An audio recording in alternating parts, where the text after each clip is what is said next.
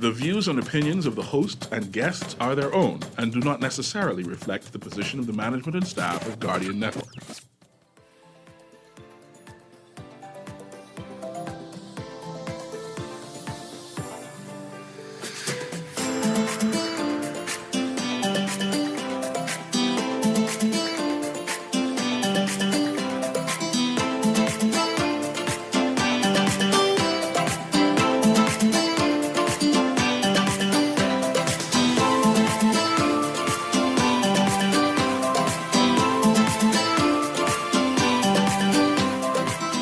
Good morning and welcome to Guardian Radio AM. Today is finally Friday, October 25th, and it's a little after 11 o'clock in the morning. Once again, this is CA Newry, and I have a show where I have so much housekeeping to do, so I'm going to start off with my housekeeping so quickly I can get through that I'm able to start off with one or two topics I want to discuss today.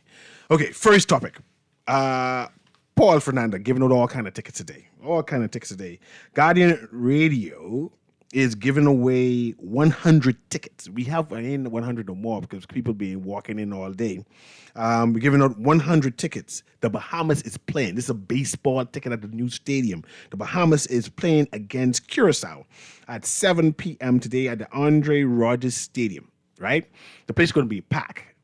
And they're giving us 100 tickets to give out. But guess what? We're giving out one ticket per person. But this is a catch. If you bring your child, even if it's a baby, even if your child big grown, we can give out two. So it's one ticket per adult. But if you bring a child, you get an extra one.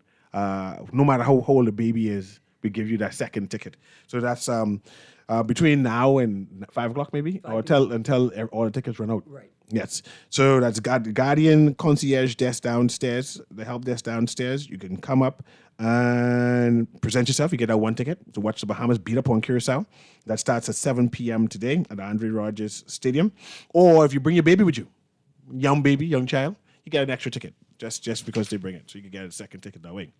Also, I haven't read this for the entire week, and I'm surprised that Dwight hasn't noticed yet because he sent it directly to me to read. For this November, Nassau Guardian celebrating 180 years. This place is an old place. For 180 years, Nassau Guardian has been open, and we want to thank you, our loyal readers, for helping us to make this one of the papers in the region. Oh, that's good. We want you to be a part of our Vision Challenge giveaway. That means we're giving away free things. Beginning October 28th. Today's the 25th, right? So the 28th is which day? Monday. So beginning October 28th through November 22nd. That's a whole month of activities.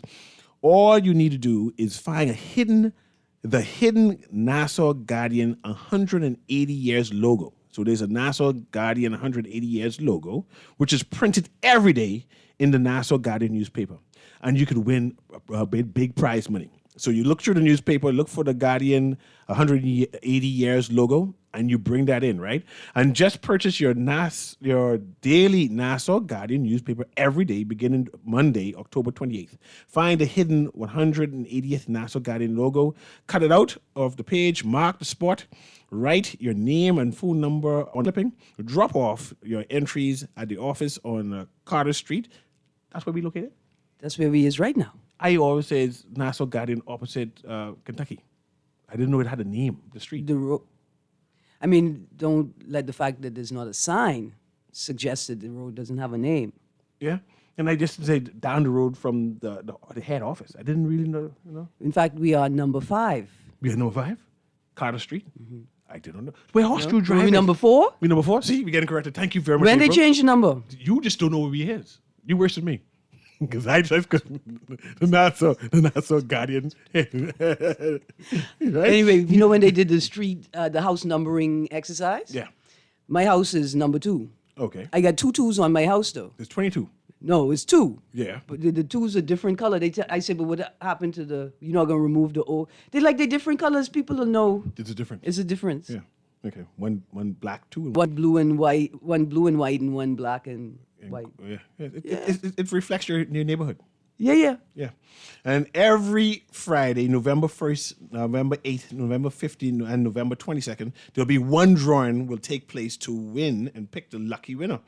It's that simple, right? So the Nassau Guardian 180th Anniversary Vision Challenge giveaway promo. And that's how we are celebrating Nassau Guardian being 180 years old. You buy the newspaper, you clip it out, you bring your name, you write your name on it, put it in the box, so you have drawing on the Fridays, and you win money. Did you ask if you could play?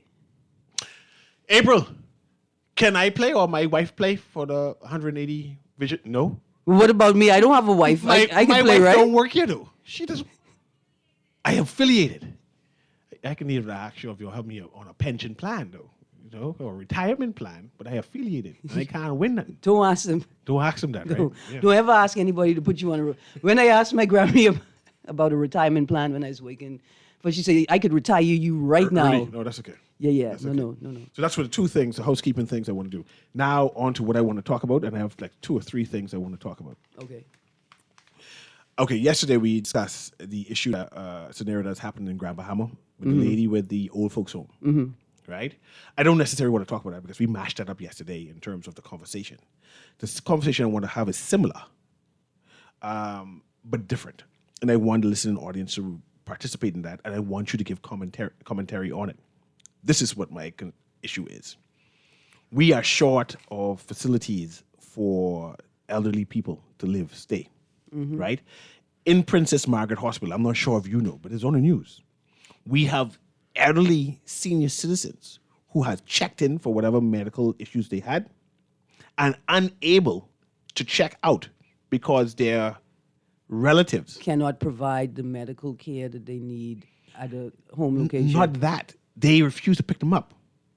Is it because they cannot provide the care that they need in their homes? These people are better. They're not ailing that they cannot be sent home. The issue is to be released. You need to be released into someone's care. They have been abandoned at the hospital. So they're stuck. They're in limbo. They're okay, but they can't go home. China has found the need to create legislation to deal with similar issues occurring in China because of internal migration and people having to move to centers, to big cities for employment and access to services. Older parents and grandparents remain in these rural areas. And the issue became so that China created legislation that mandated that children have to attend to their parents. It's against the law to know that you have an elderly relative in a rural area and you're not tending to them. And so perhaps that's the route we need to take. Yes. There is a Percy Rogers, a retirement home, old folks home. Residential care facility. I already called the name, right? But anyway, let me skip around the name. That has residents, elderly residents, 80, 90 plus, whose children have left them there. They abandoned them. They don't have no one who comes to visit on Christmas, Thanksgiving, to pay whatever fees there is for these elderly people. It seems as if we have a crisis at these homes. We know wherever government homes is already packed. The government cannot facilitate any more residents there, right, to wherever homes. So there's private people who have taken up the mantle and say, well, we will help. And I just want my question coming, so forgive me. I getting right now. In Grand Bahama, the lady who everyone is irate with, I think she has about 3 different homes where she does 3 different facilities. Facilities. Yeah. Where she has residents about 30 plus living there, whatever conditions. And I remember we were talking about social services need to inspect and make sure the residents are well taken care of. So I see that's a separate issue, and we might talk about that too. There's now a lobby in Grand Bahama saying we need to close this lady down, right? And that I pause because I understand the angst. I understand the rage that the emotions that we are having now due to this issue. Like I said, the issue is secondary. I don't want to talk about the issue. But I'm saying Grand Bahama has several institutions that take care of senior citizens. It's a demand in Grand Bahama. No, it's a demand in the country. It's a demand in the country. And then I hear people say, man, we got to close this lady down. And say, what happens to the 30 residents? Okay, so cool. That's the question. Where we going? You go now. Both things could be true, right? Like the state has a responsibility and a duty, and if they find that the facility is falling below acceptable standards, they have a duty to close the home. Mm-hmm. They also have a duty to the people they find in the home to ensure access to facilities, even if they don't provide the actual service. They provide access to someone who is providing the service. So the state has a duty of care, right? Both things could be true, that you may have to close down a facility and you still have to find alternate housing for the residents of that facility. And I always say that you speak as if this is utopia. I understand and I appreciate that the state has duty. The law is a utopia. Yeah. No. I ain't been talking no politician talk. The law is a utopia. Let me set up the conversation here. Yes, Let me set up the conversation. We know there are women at risk who needs housing, and the government said we just don't have it, right? They usher people out to, man, you here for 6 months, you need to find someplace to go. We know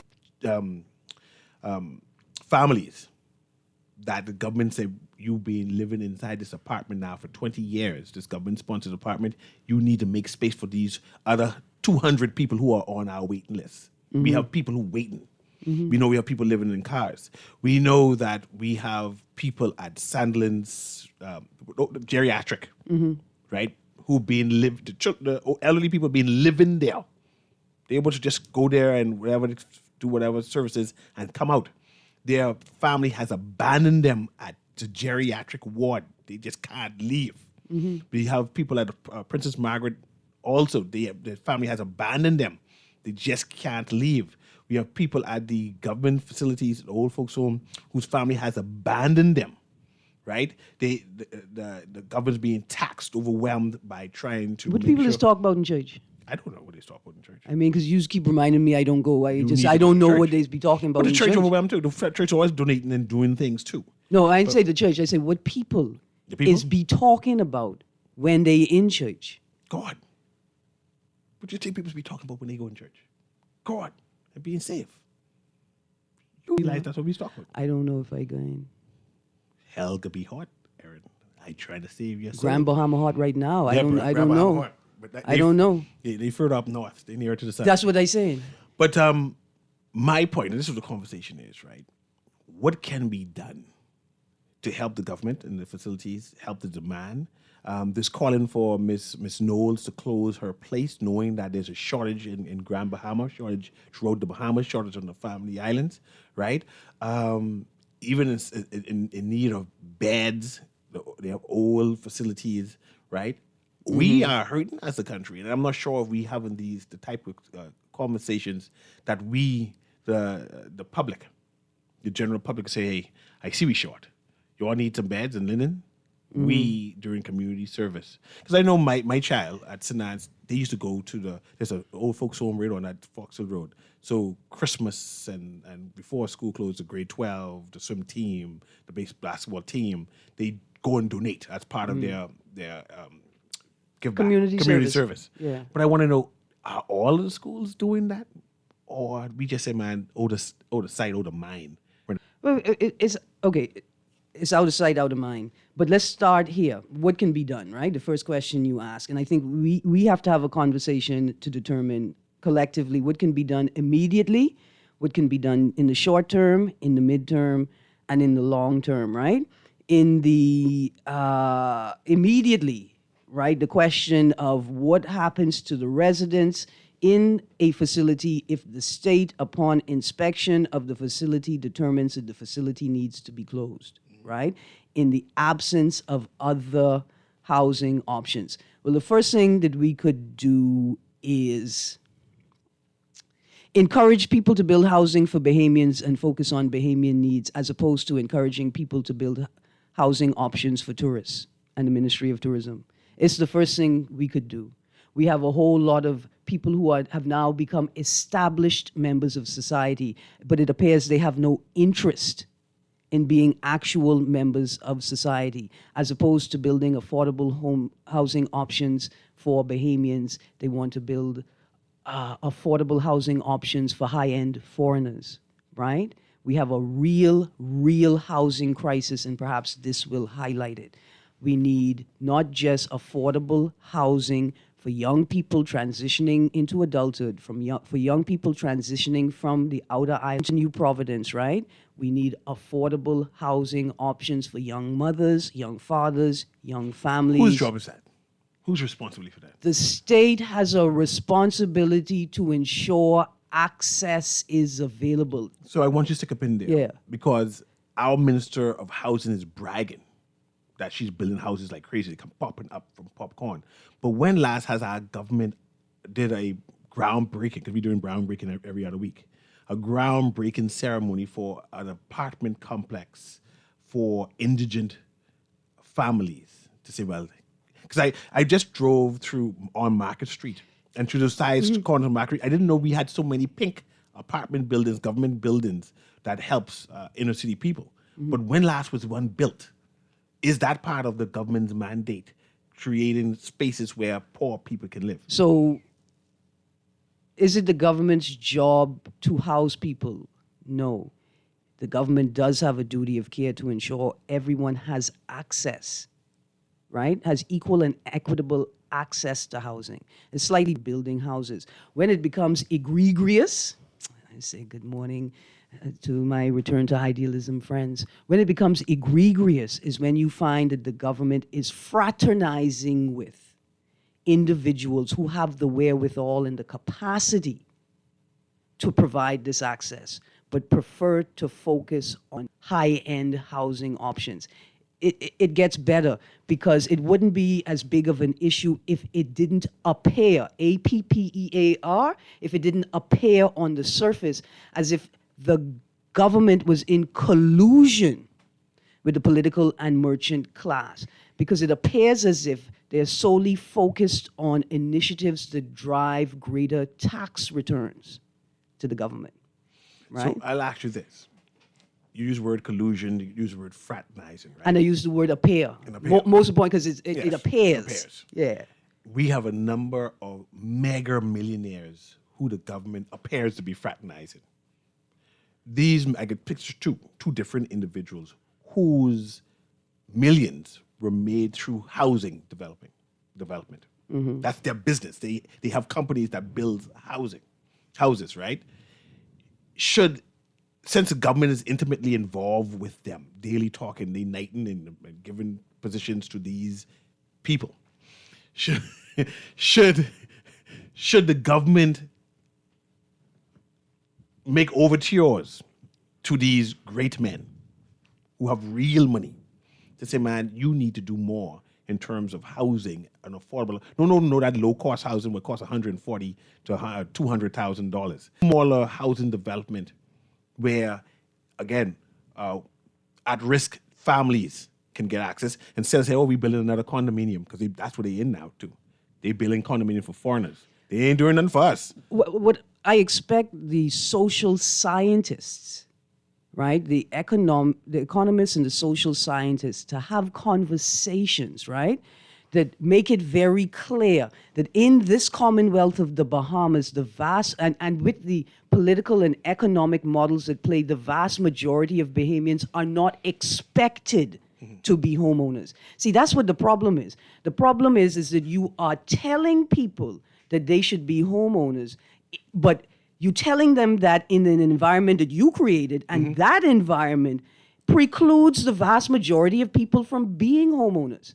See, that's the most egregious of it, is that it's a psychological ploy where you convince people that they can't be or they won't be real members of society unless they have a home, but then you don't actually acknowledge that it's very unlikely that they will ever own a home. I remember there was a statement by the minister again about housing, encouraging people to build apartments, right? Doing all kind of incentives. So, see, we trying to provide housing, more housing for people by telling them they can get apartments. But if the apartment is first and last month rent is $1,500 for the first month rent, so who can afford that? So that is not answering the plight. Right. So, for like you say, working class people. The government encouraging private business owners to build apartments is one thing. If the government doesn't provide regulations for rent control, rent regulations, then you just creating a mechanism where people could take advantage of people, right? It doesn't work. Incentivizing private businesses to build apartments doesn't in aim of providing affordable housing doesn't work unless you have regulations in place. For instance, everybody and anybody is realizing that they could generate more money from turning their property into Airbnb or a short-term rental property as opposed to renting to people who need affordable housing. They're all going for that option. Let's go to the caller. You went to a meeting at, not Expo, anyway, at UB when they had intellectualism people giving speeches and I shook my head saying, man, this don't impact me. This is beyond me. These intellectuals ain't talking on my level or saying things that can help me and mine. This is helping them and theirs, right? Should we expect these intellectuals, these pseudo-intellectuals, right, to come up with solutions to help the majority of Bahamians? And are they doing it besides grandstanding and making speeches in WhatsApp groups? You want to go to the phone call first? Let's go to the phone call first. Go ahead, caller. Guardian Radio Good day. AM. Good day. How you all doing today? We doing well, man. So I would like to point out one thing, and I would like us to just take a moment and listen carefully to what I'm saying. So there's something in the IMF known as structural readjustment, also known as the Washington Consensus. This is not conspiracy, this is factual. And it simply goes like this. If you borrow money from the IMF, you engage in what is called structural readjustment, and then you have to find a way. Don't pay them back, right? The loan compounds, and one of the first things they do is they privatize all of your government entities, like your water, your light, and then they auction them off to the bidder of their choice, right? But the whole scheme of this process is to deregulate a country's government, meaning that government will not set the price. There will be no regulations on the prices they set for any amenities. They are moving more towards, it's a gentleman by the name of Milton Friedman, and it's laissez-faire capitalism, where you have no government regulation or deregulation of a central government where companies are allowed to control the economics of a country. So, and then, you have globalization where transnational companies set up these companies all over the world. Now, the people who are building these apartments, if you look at the cost, is shooting up, and so they are going to pass that cost over to consumers. See, it is an all-in effort. It's an all-in plans in accordance with structural readjustment. And we can't, unfortunately, there's no way of stopping it. You will see the prices increase, and because of the inflation, some of these prices skyrocketed because of structural readjustment. And if we do a little bit of research on that, we would see that no pretty words, and there's nothing anyone could do, and it's coming like a storm, and it's consuming everything. Thank you, caller. Thank you very much, caller. I appreciate that. I have a text here that says, good morning, C.A. Aaron. In my opinion, we just need the people that run these homes to be honest. A lot of churches and private sectors are donating and doing their part, but the things don't get to the patients most of the times. the staff and the owners allegedly take the things home. Right, and that's where regulations would come in, right? Like donations have to be made a particular way. They have to be recorded, not just with the facility, but it has to be recorded with a state agency.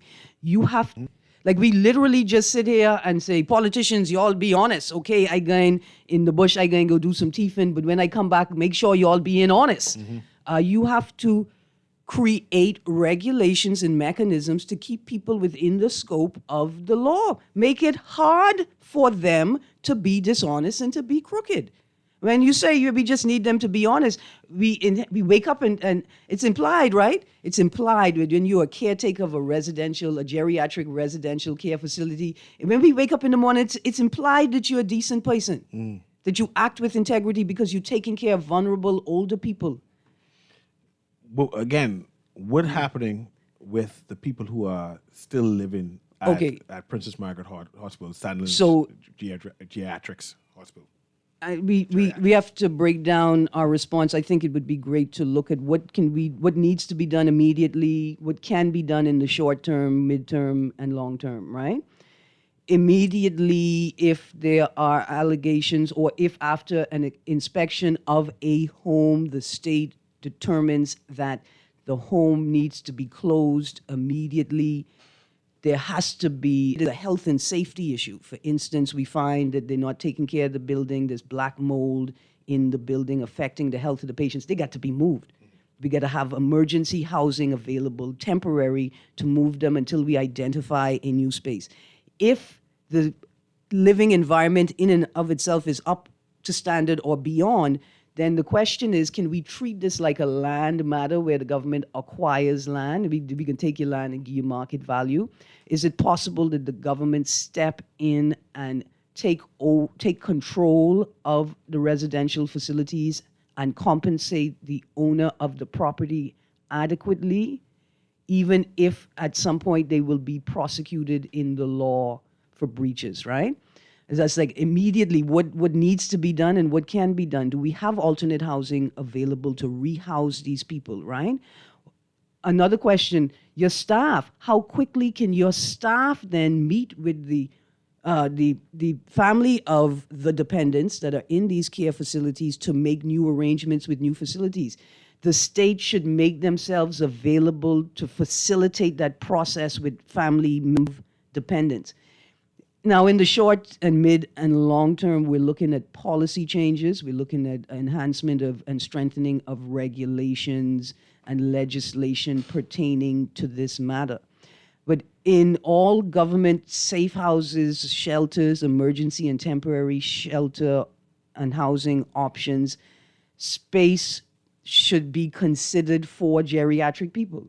I found one proverb today, and I'm supposed to ask my station manager if I could use this word, right? But I found a proverb today, and I think it is the best thing ever. It's an African proverb. I took a screenshot of it, and it says, Mr. Newry, if the throat can grant passage to a knife, then the bottom should wonder how to expel it, right? If the throat could give passage to a knife, then the bottom should wonder how to expel it. Everything is connected. Well, no, if it's possible, you need to consider it. Like you know people get old. This is it. We know people get old. Not only do we know people get old, we join them in praying for long life. We give our money to them so they could live longer, but we have no concern or thought about, well, where they going to live when they get older. I still believe in the duty of care, and I believe in overtures, right? Again, we have mega millionaires here, Bohemian. I'm not talking about expats and people who passing through.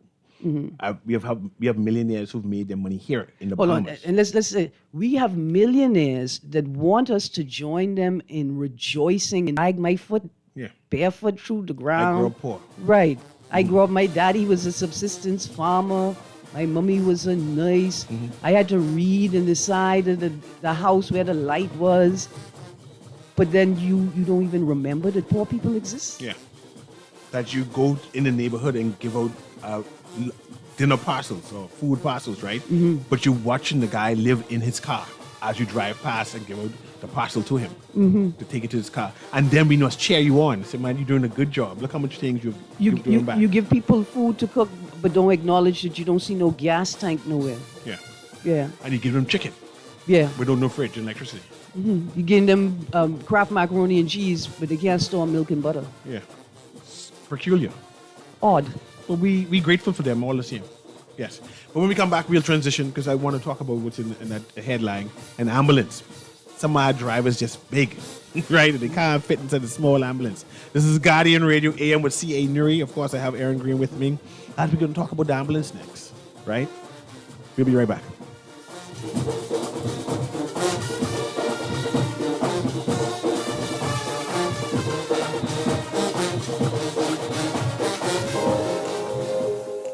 Love the show? Want to give your support? Become a sponsor today. Call 302-2300 for our rates and packages. That's 302-2300. Become a sponsor on Guardian Radio 96.9 FM. Fresh news, smart talk, all day. The Grand Bahama News is available every Tuesday in the Nassau Guardian. You can buy your local paper at Freeport convenience stores, Western Bakery, De Gregory's Fine Foods, and Bellevue Gifts. Now is the time to reach your Grand Bahama market with affordable packages, including print and digital. Call GB News sales representative Kavandre at 822-67. Message him on WhatsApp for ad rates. Classified ads are now available every Tuesday as well. Keep up with everything Grand Bahamian every Tuesday in the Nassau Guardian. This November, the Nassau Guardian is celebrating 180 years. And we want to thank you, our loyal readers, for helping to make this one of the oldest newspapers in the region. We want you to be a part of our Vision Challenge giveaway promotion, beginning October 28th through November 22nd. All you need to do is find the hidden Nassau Guardian 180 Years logo, printed every day in the Nassau Guardian newspaper, and you could win prize money. Just purchase your daily Nassau Guardian newspaper every day, beginning Monday, October 28th. Find the 180th Nassau Guardian logo, cut out the page, mark the spot, write your name and phone number on that clipping, drop off your entries at our offices on Carter Street in Oakesfield, and every Friday, November 1st, November 8th, November 15th, and November 22nd, one drawing will take place. It's that simple. Saxon and the Valley, Rush music makers one family. Hey! Saxon and the Valley, Rush music makers one family. Hey! Saxon and the Valley, Rush music makers one family. Saxon and the Valley, Rush music makers one family. And welcome back to Guardian Radio AM. I just want to remind people that we have all kind of tickets downstairs at the concierge desk, the help desk there at Guardian Radio, which is located, where are we located again? What's that street called? Number 4 Carter Street. Number 4 Carter Street. We have 100 tickets we're trying to give away, right? First come, first serve gets it. You get 1 ticket per person. However, if you bring a young child with you, we give you 2 tickets, right? But this is for tonight, 7 p.m. The Bahamas is playing. The Bahamas plan to beat up on Curacao. This actually is a week-long baseball tournament. Where did the information go? 6-day tournament ends on Monday, and like the flyer right here, schedule of games. Today is the 25th. We're going to have Cuba playing USVI, St. Martin playing Dominican Republic, Bahamas 7 p.m. Tomorrow, USVI playing Dominican Republic, Curacao playing St. Martin, Bahamas playing Cuba. And on day 5, the Sunday, St. Martin versus USVI, Curacao versus Cuba, Dominican Republic versus the Bahamas. And on the Monday, the championship day is the bronze medal game and then the gold medal game. So that's 3rd and 4th place and place and 2nd place games. Yes. So this is a big time tournament. So it's definitely if your child is interested in baseball, softball. Yes, you got to bring them out there. Bring them out Let there. them soak up Especially the culture. when we give out free tickets, you don't got to buy it. You just come and collect it and say, my child plays softball. And especially this softball season in the private schools. And you're listening now and say, man, let me go get this tickets now for my child that they can see professional players or senior players play so they can improve their And if you game. get multiple children, send them in one at a time. One at a time. Yeah. Each child get one. Now we have a caller here. I have so much text in my stay on the same topic about the old folks home, but I can let me do that. Let's go, caller. How you doing? Caller going once. Caller going twice. Can you hear me? Okay, here we go. Oh, Another get caller. next call. Go ahead, caller. Can you hear me? You're live. I can hear you, but you're not talking. Oh, Yes, that's I you. think I have the wrong number. Sorry. Okay, you're live on Guardian Radio AM, by the way. Okay.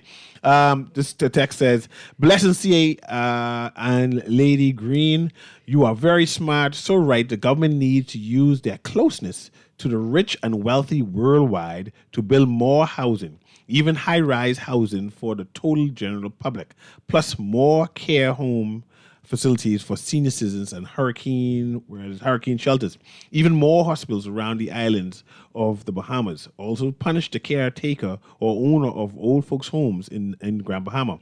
Don't close it down. Instead of closing it, take it from her, then place someone else or others in charge of operations. That's how we punish the caretaker, and still continue the house and care for the elderly. And you compensate them for the assets, right? Like you can't just say, oh, Miss Green, we're going to charge you with elder abuse and now we take in your house, right? To run a facility. There's a process there. But the point is that the matter is so dire, right? The particulars of the situation require a unique solution. And in this instance, is there a way that you can take over the facility and compensate the owner for use of the facility until other arrangements are made? And also, we got to prove elder abuse. I don't necessarily think this is elderly abuse. Hold on, but let's talk about something, because ahead. the new definition of violence said, I think in the 2010 amendment of the Sexual Offenses and Domestic Violence Act, the domestic violence part, expands the definition of violence to include psychological, emotional, and financial violence, among other things, right?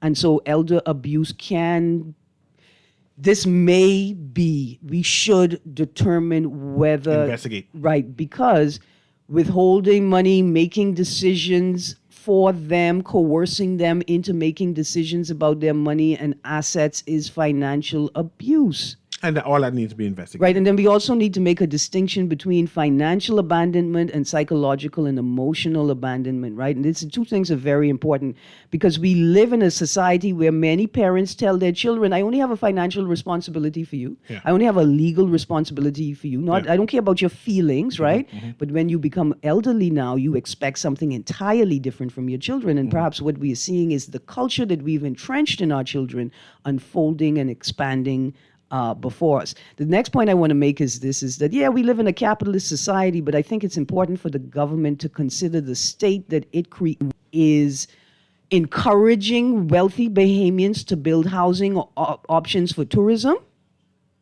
but telling poor Bahamians they got to figure out where they're going to live. I don't think that the state realizes that their job is not just running a nation's economy, but running a country which is a composition of people and taking care of their needs, or providing an environment in which they can take care of their own needs. We have several callers on. Let me just patch them through. Go ahead, caller. Can you hear me?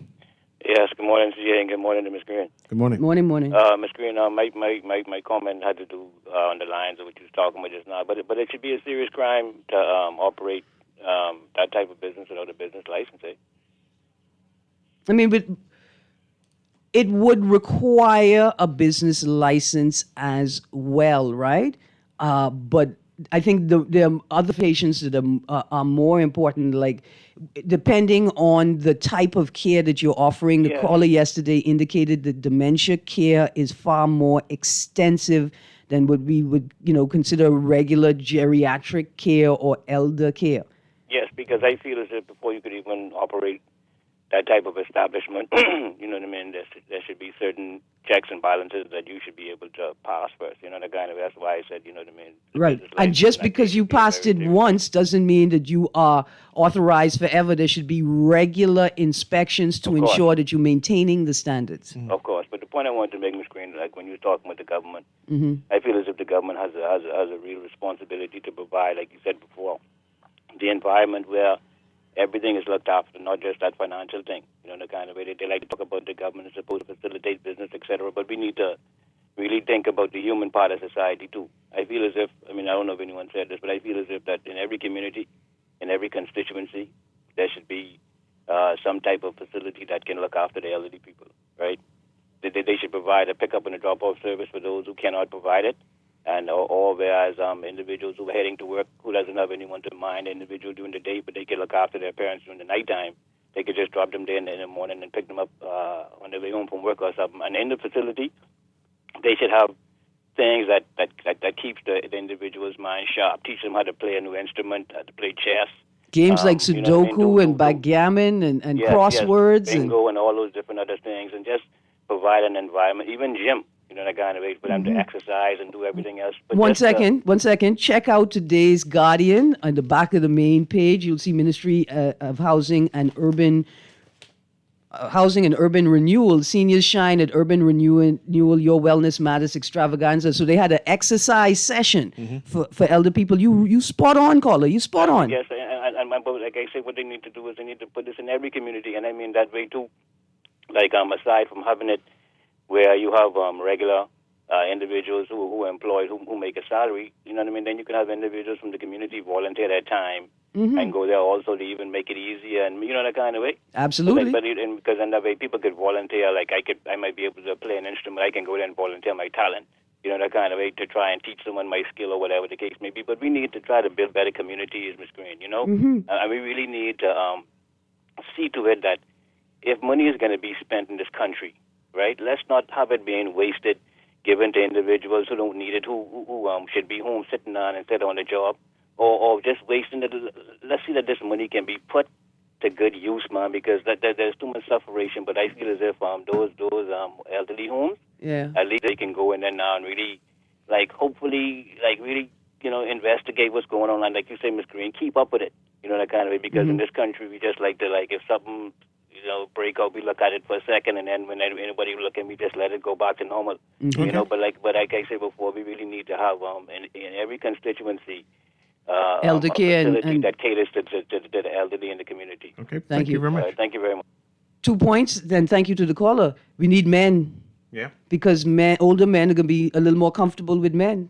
A lot of older men ain't going to want a young girl or even an older woman helping them to the bathroom, assisting them with pulling up their pants, you know. And so it's important for men to volunteer, you know, like the caller said, as well. The second thing is, you know, bus drivers, bus union. Think about this. Present a package to the government and say, look, we working with you. We know you working with us. We are willing, if you will pay, we will provide an elder care service, right? Where we will design routes, or we'll move people in constituencies from homes to the urban renewal center or the community center, right? So you park in your bus for a big portion of the day because you say the traffic's not there. Talk to the government about where the traffic is, where the buses are needed, and maybe we could devise a way that you could get paid something for your off hours. That's great. I like that. How much is the bus fee for senior citizens now? I think it's 75 cents a dollar. That's pricey for people who are only making $200 a month. Yeah. Anyway, let's go to the caller. Go ahead, caller. Good morning, CA and Aaron. Morning. This is something new to me. I've never heard a quick claim deed in the Bahamas, because the woman's still alive and they transfer her assets. I mean, like, how does this? I don't know how that was done, because the woman, like, triple and she benefits from the woman's house, and she can pay from the national insurance to keep this woman. But whoever carried the old woman to her is her family. Whoever check her in, she had that woman's mother going over her head. Call her family, but the woman here is so greedy. She doesn't want all the pie. She triple dipping on this woman. This is so wrong. I have an old English trained lawyer, right? He says, them Bahamian trained lawyers give them a headache. How unethical things they do. That's called hearsay, sir. We can't. I Judge Judy now. You can't say that before the court. That's hearsay. I appreciate it, caller. We appreciate the contribution. Let's go to the next caller there. Go ahead, caller. Can you hear us? Hey, Mr. Newry. Good morning, Aaron. Morning. What I would like to say is, this lady in Freeport, they say she have a few of these homes for the elderly. Because she did this, I feel like it needs to be looked in to see how did she come by having these other homes, and to see if she got those legitimately. Because if we're going to investigate, let's investigate everything one time, and not just let her be the only one that is investigated. Start investigation and then do audit on some of these places and see what you come up with. Yeah. Thank you very much. You know, it to be fair. Yes, ma'am. But they need to know where she get the rest of those houses from. Okay, then. Aaron, but how does one do an audit? Shouldn't there be a complaint? If nobody complains that there's an issue, right? How does that start? And who does it? And do socials just worry about the health care of the residents, or they? I'd love to see a flyer from the Ministry of Social Services, right, that explains here is what to do if you feel your family member is not being cared for properly. Here's what to do if you think there's been a breach in the contractual agreement that you made with the care facility. Here's what to do if you feel like your family member has been injured, right? Or has been a victim of violence in a care facility center. The Ministry of Social Services should have those posted everywhere. Especially now, within the month. Not just on the government website that don't exist. Not just on their Facebook page. And then once again, dear government, Facebook pages are not appropriate. In the news, have you heard any word from social service yet? There's a press. In fact, let me read the press statement. Look for it while I go to the next caller. Go ahead, caller. Can you hear me? Hey, morning. How you doing, man? Doing well. Good. I heard the lady said that she had a doctor came in and spoke with the elderly lady. Right? She said that she had a lawyer came in and spoke with the elderly lady. Is this a ring that all of them might be working with together? All of them might be in cahoots together, and working these people like that? And we don't know, and this is where we're asking. It sounds like a clique. It's not unreasonable to raise that concern, and I hope that the authorities have also. And one more question before you let me go. Yes, sir. Is this have happened? I'm so sorry, caller. We missed the first part of your question. No, I'm asking you if this was the first time that this had happened at this home, or that this had happened with a patient in the home. At this present night, that's all we know. We know that in the ZNS report, individuals on a live scene, in a live report, which is very difficult to manage, some individuals indicated that they also have concerns and issues with treatment of family members. They haven't made any complaint. We don't know if any formal police complaint was lodged. That need to be. But they say it's now under police investigation, so that's a good thing about that. I'm about to read a joint statement from the Ministry for Grand Bahama and the Ministry of Social Services, Information and Broadcasting. Quote, government committed to thorough investigation of allegations involving Grand Bahama's care facility. Close quotes. The Ministry for Grand Bahama and the Ministry of Social Services, Information and Broadcasting are deeply concerned by the serious allegations involving a private care facility on Grand Bahama Island. The protection and well-being of our elderly citizens is a priority, and we want to assure the public that we are taking this matter very seriously. The Ministry of Social Services has launched a comprehensive investigation, and the case has been referred to the Royal Bahamas Police Force for further action. Additionally, while we understand desire for swift inquiry, we must allow the investigative process to proceed so that all facts can be thoroughly examined. We are committed to ensuring that in the egregious behavior and wrongdoing, those responsible are held accountable under the law and will take all necessary measures to protect the rights and dignity of our senior citizens. We ask for the community's patience and cooperation as the investigation unfolds.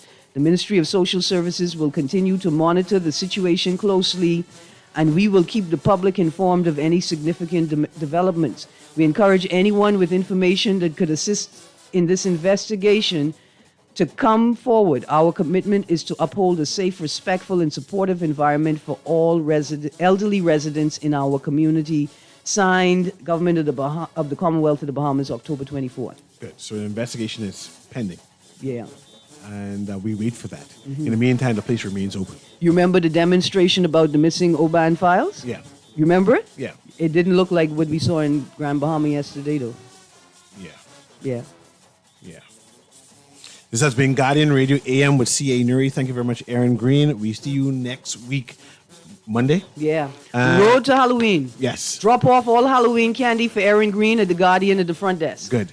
And of course, remember that there's baseball tickets, free baseball tickets at the Guardian front desk that you go and claim. Available today until 5 p.m. 7 p.m. game tonight, Bahamas versus Curacao at the Andre Rogers Baseball Stadium. Do not miss it. 1 ticket per person. Yes. Anyway, you take care of yourself.